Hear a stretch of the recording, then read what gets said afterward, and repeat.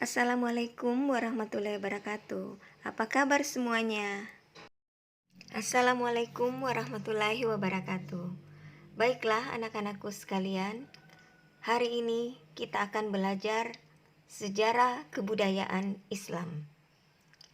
Materi hari ini adalah Kerajaan Goa dan Tallo.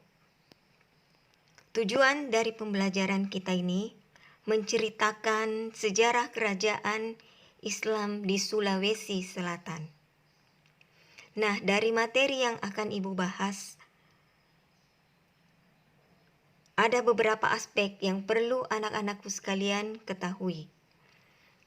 Yang pertama, mengetahui tentang sejarah kerajaan Goa dan Tallo.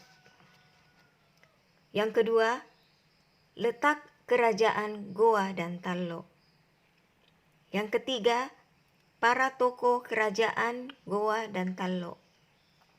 Dan yang keempat, memahami kehidupan sosial, budaya dan politik kerajaan Goa dan Tallo.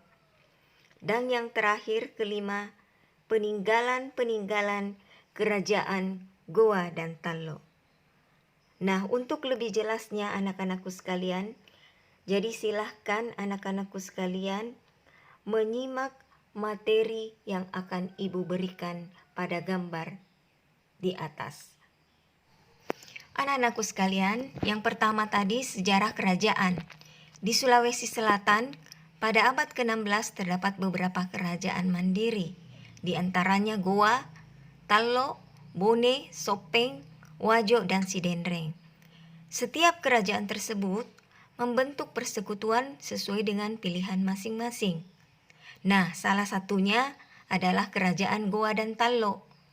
Keduanya membentuk persekutuan pada tahun 1528 sehingga melahirkan Kesultanan Goa Tallo atau Kerajaan Makassar.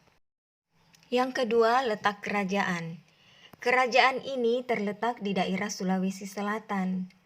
Makassar sebenarnya adalah ibu kota Goa yang dulu, disebut sebagai ujung pandang.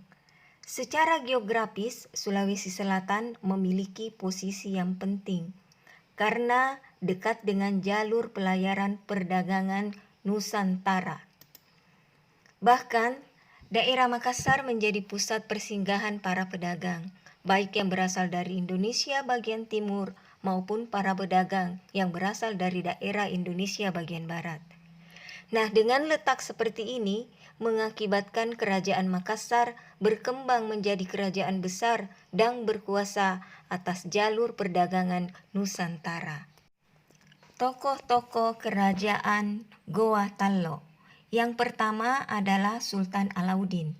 Sultan Alauddin dengan nama asli Karaeng Matowaya Tumamenangari Agamanna. Ia merupakan Raja Goa Tallo yang pertama kali memeluk agama Islam dan memerintah dari tahun 1639 sampai tahun 1653. Yang kedua adalah Sultan Hasanuddin. Sultan Hasanuddin adalah Raja Goa ke-16 dan pahlawan nasional Indonesia yang terlahir dengan nama Imal Lombasi Muhammad Bakir Dayeng Matawang Karaeng Bonto Mangepe. Setelah memeluk agama Islam, ia kemudian mendapat tambahan gelar Sultan Hasanuddin. Karena keberaniannya, ia dijuluki oleh Belanda ayam jantan dari timur. Kehidupan sosial, budaya, dan politik kerajaan Goa Tallo. Walaupun masyarakat Makassar memiliki kebebasan untuk berusaha dalam mencapai kesejahteraan hidupnya, tetapi dalam kehidupannya mereka sangat terikat dengan norma adat yang mereka anggap sakral. Masyarakat Makassar sangat percaya terhadap norma-norma tersebut. Di samping norma tersebut, masyarakat Makassar juga mengenal pelapisan sosial yang terdiri dari 3 lapisan. Yang pertama adalah golongan bangsawan dan keluarganya. Biasa disebut dengan anak karung atau karaeng. Sedangkan rakyat kebanyakan disebut Tomaradeka, dan masyarakat lapisan bawah yaitu para hamba sahaya disebut dengan golongan Ata.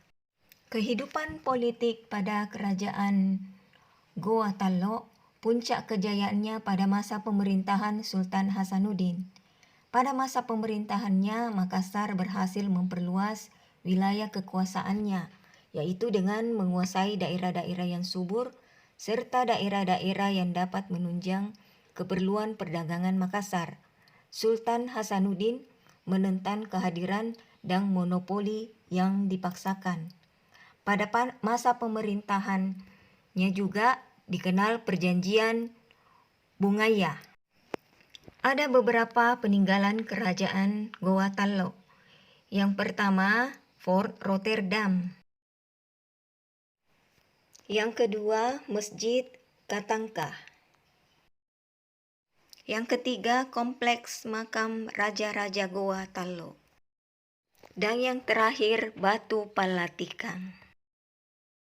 Anak-anakku sekalian, untuk pembelajaran kita pada hari ini sudah selesai, dan insya Allah kita akan bertemu kembali minggu depan dengan materi yang berbeda. Assalamualaikum warahmatullahi wabarakatuh.